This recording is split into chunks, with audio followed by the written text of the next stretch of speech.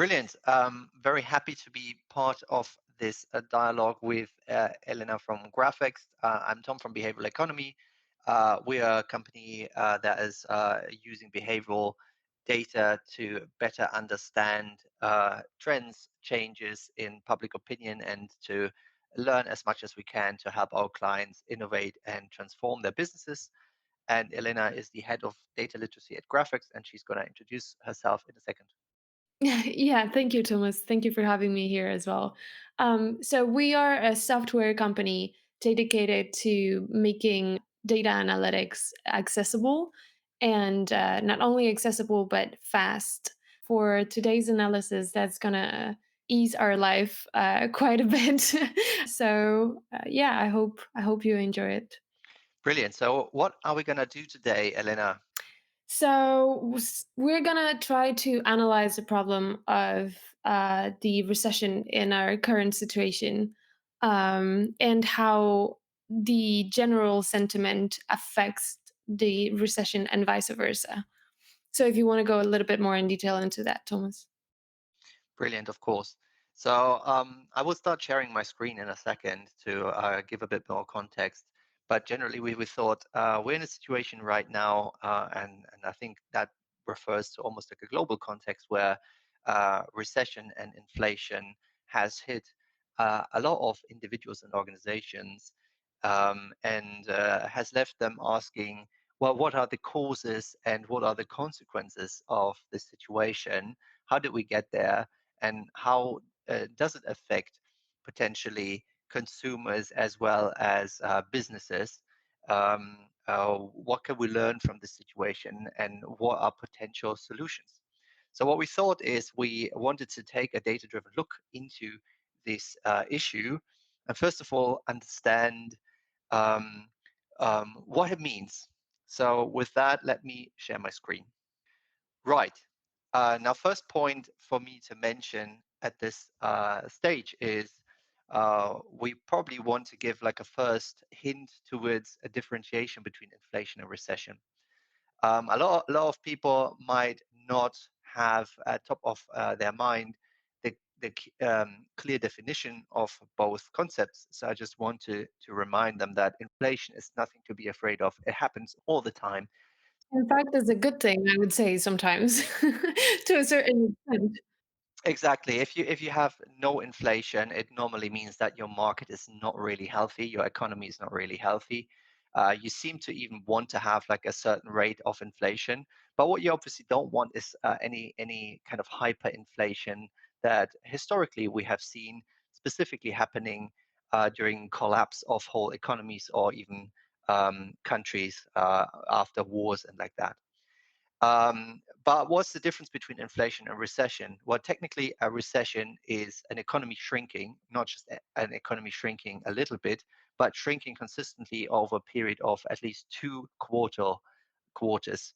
So basically, that means, technically speaking, for some economies, we are technically in a recession. Although finance experts might dispute that in a specific case, but we just wanted to clarify that these two concepts needed to be differentiated clearly. Right. And maybe we can talk a little bit about the causes of this inflation as well. As in, probably this recession is highly correlated to the Ukraine and Russian war and how it's driving up oil prices. But not only that, but also we're carrying out the side effects of the economic policy we've had to deal with the COVID outbreak. So lots of money printing, and so even before the war, we were seeing a high inflation. That doesn't, as Thomas said, necessarily lead to a recession, but it's definitely not a good sign to have uncontrolled inflation. Right. Now, we could talk a long time about the specific relationship between the two concepts, inflation and recession, and there definitely seems to be a linkage point. But as Elena said, is a more complex issue, specifically if we look into the various different factors driving inflation for a very long time. but specifically the geopolitical crisis that we are in right now with the war in Ukraine, but also the resulting shortages of energy resources, specifically oil and gas, in a lot of economies, having led to a huge increase in energy prices that directly affect consumers as well as organizations. Right now with that, let me hand over to Elena, and she's going to walk you through some of the key findings that we were able to capture using Graphext, which is a fantastic exploration tool for data in that instance. So I'm going to stop sharing my screen and hand over to Elena. Thank you.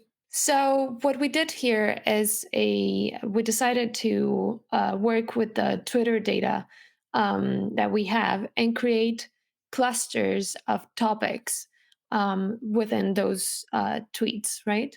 So this is the graph that we have at the end. We're gonna explore it a little bit later, but right now we wanted to go a little bit over some general EDAs and general exploration of this data set. And we wanted to see what the data set as a whole is telling us, right? So we see here that fear, confusion, and disappointment are the emotions dominating this data set. And we also see that Putin and Trump are the main people mentioned within this data set. So this could lead us to believe that Germans overall, at least Germans overall, and Twitter are very scared of Putin. So let's check if that assumption is correct by just filtering by fear, right? So if we order by selection, we see that when we filter by fear, Putin absolutely disappears from the conversation. um, and I was talking to Thomas about this, and I found it strange. I found it quite interesting. So I decided to, instead of filtering like this, filter by Russian groups to see what emotion dominates the data set in that case. And we see that overall, Germans are not very scared of Putin or Russians.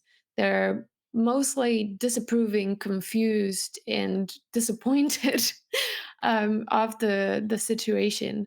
So I think that's kind of an interesting insight. And I was wondering if you, Thomas, could maybe, as a national German, give me a little bit more insight into that.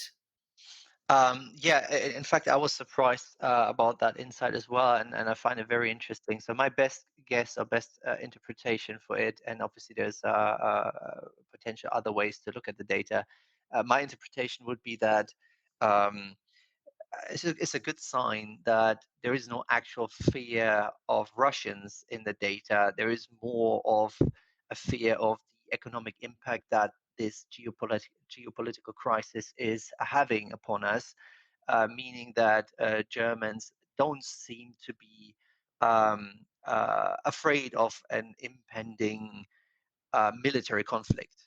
They seem to be more afraid of what the geopolitical crisis has as an effect on their economic situation, which is obviously not per se good, but is less bad than it could be. Yeah, yeah, definitely. It seems like Germans are not particularly scared of certain threats that Europeans have been getting, and you can see that very clearly here in the clusters of topics. Here's the graph of our topics, and the dominating point of the conversation is the cost of living, the increase of the cost of living, followed by the stock market, the energy shortages, and the Fed's inability to fight inflation. If we go a little bit more in detail into this, we can analyze by individual and organizational type of tweets. So if we filter by individuals, we see there's not that much difference between the general data set and their opinions. mostly because they are dominating the data set. And we see that they're mostly concerned about the cost of living increase. We filter by organizations now, we see there's a clear difference. We're gonna sort now by uplift, which means sorting by the difference rate between the general data set and the sample for the organizations. And we see that whilst they are concerned about the cost of living increase as well, the oil price is definitely their main concern.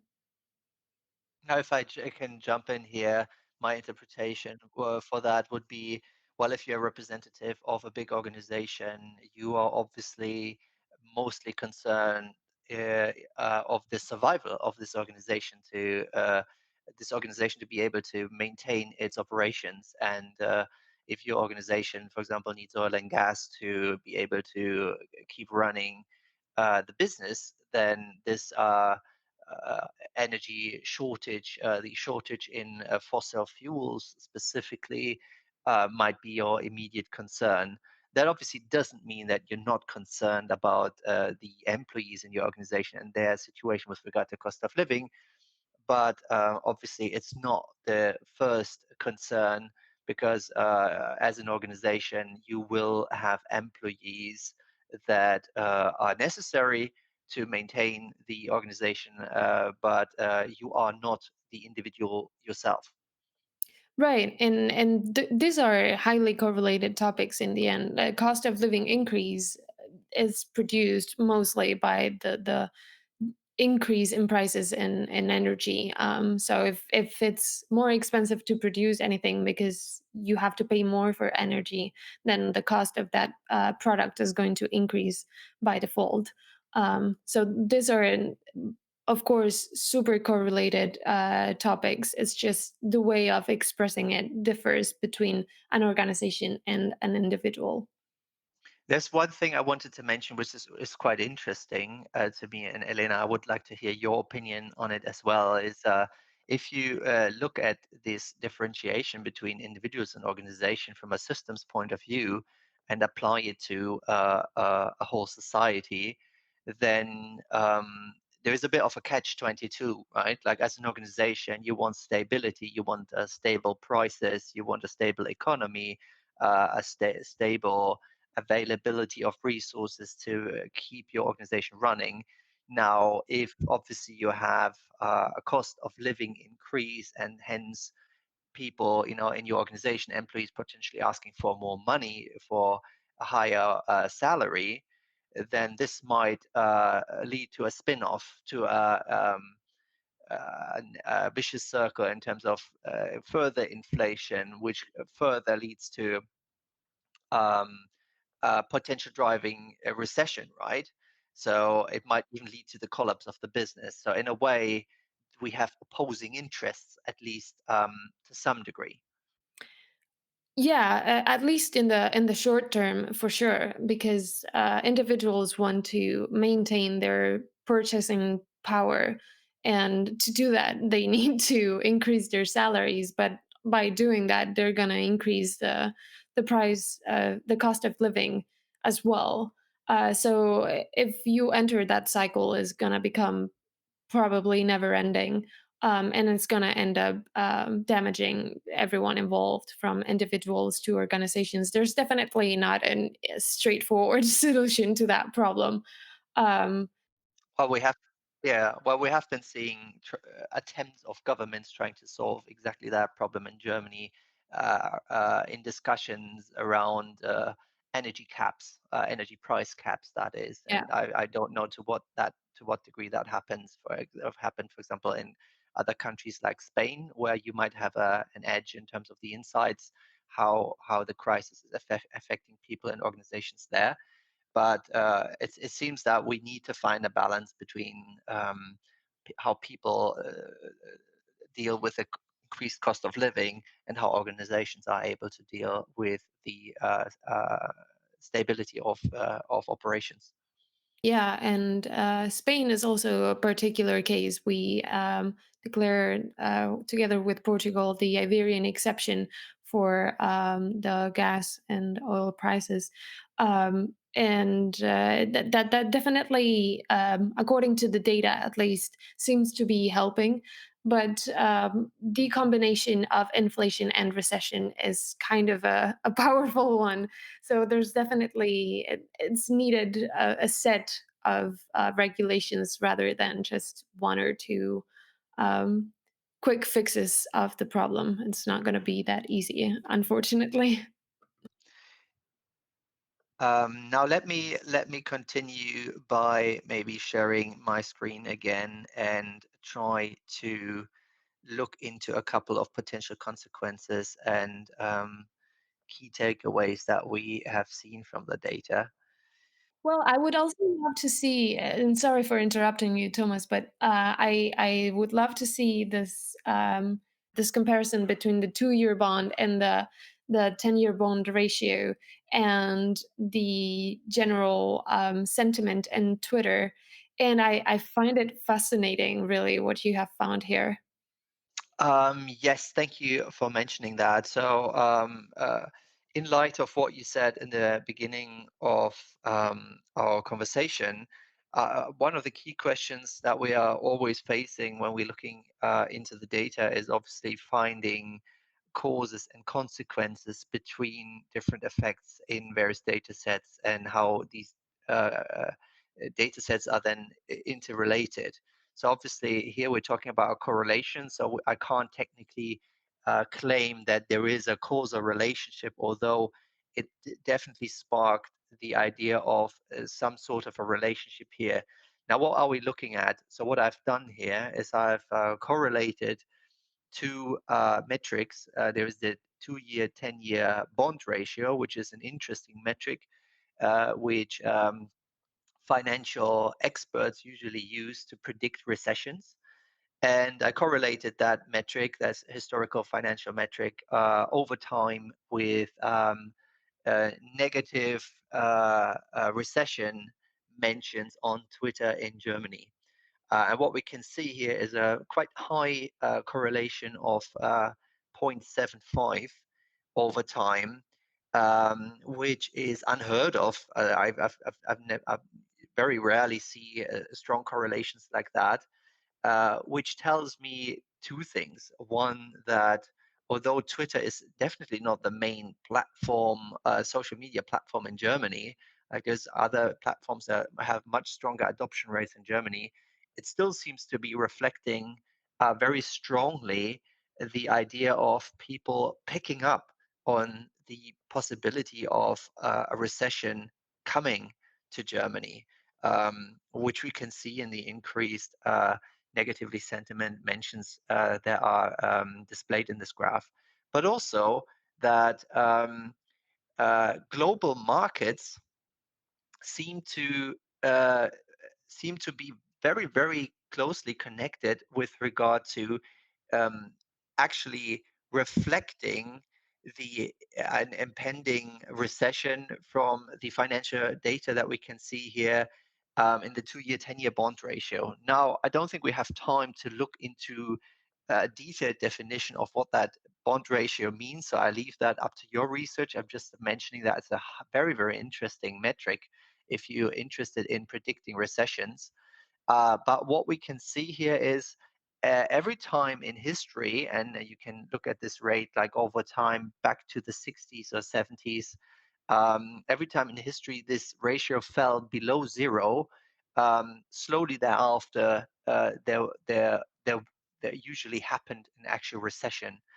And what I wanted to mention with that is that there is definitely a risk that we can see in the historic financial data that a recession is coming, but also it points to a highly interconnected global economy where we cannot escape these interrelationships that we're having between countries, and also that what a lot of leading economists are saying, we're living also in a story economy, that whenever people actually experience or attribute a financial crisis to a recession, then actually this recession is becoming much more likely. And that seems to be what's happening here. But I obviously open for discussing that with you, Elena. Yeah, and I think at least here in Spain, you could see that very clearly. You could hear experts mention that people would start saving up after summer because the general narrative up until the war basically was that this summer was going to be the recovery time after COVID. So people maintained that narrative, and now they're starting to see the effects of the recession, even if it started before. Amazing. Now, there's obviously much more to be explored around this highly interesting topic, and we will keep an eye on the looming danger of recessions in various different countries through the lens of data. But for now, I think it's time for me to try to wrap this up and try to see like what conclusions can we offer, what consequences might there be in terms of how we might be able to resolve the situation, the crisis in which we're in. Now, I've gathered a couple of talking points, but the most important one I wanted to offer is actually also coming from the data, and I wanted to show you some data that is actually stemming from LinkedIn and that I also happen to analyze through Graphex, which is a fantastic tool for exploration in that instance. So I differentiated here from a time perspective on mentions of the top 100 CEOs or the CEOs of the top 100 German companies, which are represented by the German DAX. And as you can see here, all of the mentions that they were posting within the last 12 months compared to the earlier posts that they have shifted from a topic perspective away from topics like leadership or transformation, much more towards topics around climate emission plastics. So the whole kind of climate crisis in which we're in. So what I wanted to offer as a point of understanding or potential conclusion is that yes, we are in a recession, and yes, we have short-term needs to find fixes, to find solutions that will help people in their current cost of living crisis to not be left alone. But also, we need to start to address the underlying bigger issues that revolve around climate change and the general climate crisis in which we're in, that will potentially force us to go away from a growth and efficiency oriented economy to a much more different economy around sustainability and potentially quality of life rather than quantity of uh, uh, growth and Yeah, and I think just building on that topic, you can, and again, driving this to a global perspective, you can see this very clearly in the elections at Australia, where the Teals recently uh, won and took government. And that shift from a more right wing perspective in the most traditional sense to a still right wing perspective, at least in Australia, that is highly concerned not so much about selling their energy sources to other countries, but more about preventing nature catastrophes from happening again, that are particularly affecting Australia, the entire world, but particularly them. I think it's highly representative of what you're talking about right now, Thomas. Yes, and the only thing that I wanted to mention, and then I'm closing with that, is as this crisis is showing us, there's always going to be like the need to balance short-term and long-term interests. But I think this balancing act has become more pressing than ever. This need to balance these different interests. So, in my view, yes, we are in a almost global recession situation, and yes, the need for short-term energy has never been higher. but also if we forget that long term we're never going to get out of the overall climate crisis in which we're in, um, then we will fall back into more situations like that that will become critical, not just in the short term, but will potentially become unsolvable uh, uh, in the long term as well. Yeah, brilliant. I think that's it. I'm very thankful. Thank you, Elena, for taking the time, and hopefully we have a chance to talk again soon. No, thank you. This was super interesting, and I really appreciate all our conversations. So thank you, Thomas, for having me over.